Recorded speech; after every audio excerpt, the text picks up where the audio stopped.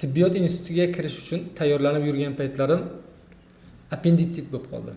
Ya'ni appendiksning yallig'lanishi, ya'ni bizda ko'richak deb aytishadi. Hamma qatori, el qatori men ham o'zbek emasmanmi?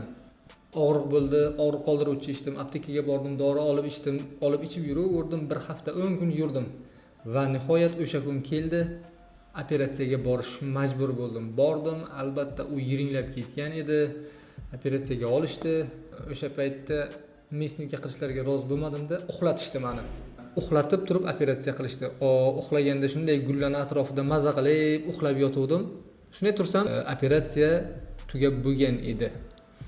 Albatta o'ziga yarasha har bir operatsiyani qisman qanaqadir asoratlari bo'lishi mumkin. Ayniqsa kechikib borilgan kasalliklarda. Men ham kechikib borganim aniq edi, yiringlagan edi. Bu jarohatni bitishi 1 oyga cho'zildi. Shu paytda men xirurgiyaga qiziqa boshladim.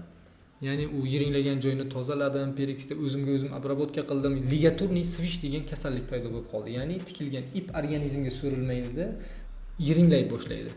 O'sha ipni, buni davosi o'sha paytda o'sha allergiya berayotgan yot jismni olib tashlash. Ya'ni tikilgan ipni olib tashladim, pervyaskalarni uyda o'zim qildim. Xuddi shunaqa qilib va nihoyat 1 yil deganda bitdi. Va bu albatta o'ziga yarasha asorat bilan bitganligi uchun chandiq bo'lib bitdi. Chandiq bo'lib bitish ham bu albatta asorat hisoblanadi. Shunday ekan hech qaysi kasallik yo'qki, umuman asorat bo'lmaydi deyish. Qisman baribir bo'lish ehtimolligi bor. Bu bemorni ko'pincha o'ziga bog'liq. Qancha vaqtli borishi yoki kech kelishi. Men ham hech qachon o'zbek xalqidan orqaga qolib ketmaganman. Albatta operatsiyadan el qatori qo'rqqanman. Shunda xirurg bo'lishni tanladim. Mana qarabsizki, proktolog bo'ldim. Bu videolarni olishimdan endi maqsad nima? Men barcha odamlarga tibbiy jihatdan emas, balki shu organizmda bo'ladigan har bir jarayonlarni oshqozon sistemasidan boshlab to chiqish teshigigacha bo'lgan qismini xalqqa oddiy, sodda qilib tushuntirib berishga harakat qilmoqchiman.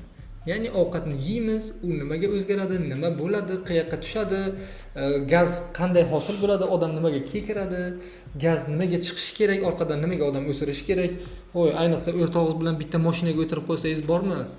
Qitmir o'rtog'iz mashinani derazasini yopib qo'yib, oynasini yopib qo'yib, shunaqa gaz chiqarib o'rtoqlarini zaharlaydigan o'rtoqlardan Xudo asrasin. Nimaga hojatga boradi, nimaga axlat suyuq keladi yoki quyuq keladi, quyuq kelsa nima qilish kerak? Xuddi shu jarayonlarni boshidan oxirigacha tushuntirib berishga harakat qilaman. Endi tasavvur qiling, mana bu odam organizmi. Qarang, ichaklar qanday tuzilgan, o'pka, yurak, qon tomir sistemasi. O'ylab ko'ring, odamlar terisi shaffof bo'lganda qanday narsalarga guvoh bo'lgan bo'lar edingiz. Bu juda chiroyli manzara, juda murakkab manzara. Biz shunchaki bu narsani ko'rmaganmiz, kundalik hayotimizda ishlatmaganimiz uchun bular haqida ko'p tushunchaga ega emasmiz. Aslida bu juda murakkab yaratilgan sistema. Alloh ham mana shunday murakkab yaratgan. Har bitta organizm bir butun, har bitta a'zolar qo'shilib bir butun organizm bo'lib ishlaydi. Hamma o'z vazifasini bajaradi. Agar O'zbekiston ham shunday bir butun bo'lib ishlaganda edi, hozir ancha oldinga rivojlanib ketgan bo'lar edi albatta. O'pka nafas olish sistemasini o'zini ishini bajaradi, yurak qon aylantirish va o'z vazifasini bajaradi, buyrak filtrlash vazifasini bajaradi.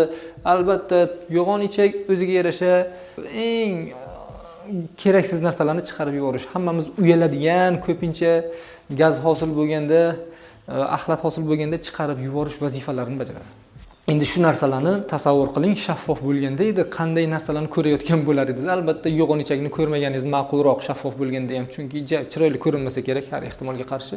Avvalo, o'zi odam o'sha bachadonda qanday bir hujayradan ko'payib 2 hujayra, 10 hujayra, 20 hujayra, xullas rivojlana boshlaydi va odamcha shakllanadi.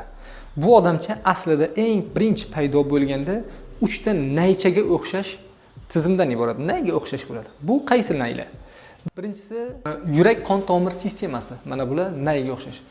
Yurak qon tomir sistemasi bo'ladi va u rivojlangan sari tuguncha bo'lib, yurak eng markazida yurak bo'lib qoladi va bu qonni aylantirish vazifasini bajaradi. Ikkinchisi esa nerv sistemasi.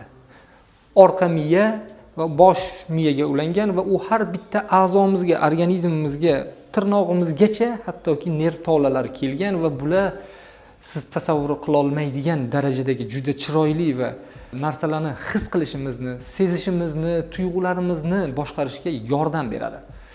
Uchinchisi esa bu ovqat hazm qilish, ichak tizimchasi, naychasi.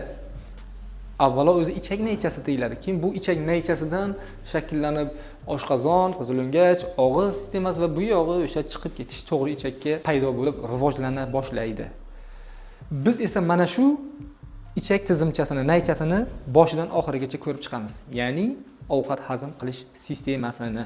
Mana shu sistema haqida to'liq ma'lumotga ega bo'lmoqchi bo'lsangiz, albatta YouTube kanalimizga obuna bo'lib qo'ying. Bu albatta siz uchun foydali bo'ladi, hech qachon zararli bo'lmaydi.